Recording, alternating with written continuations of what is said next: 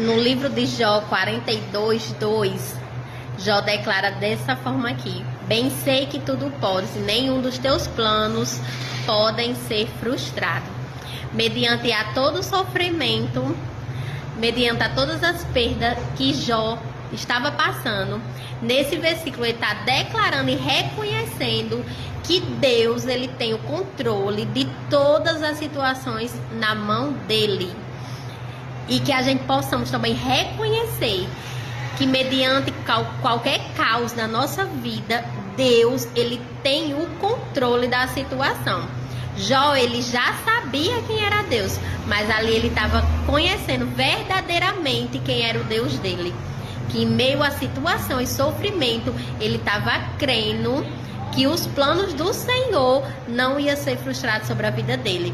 E que nós também possamos acreditar que nem Jó acreditou.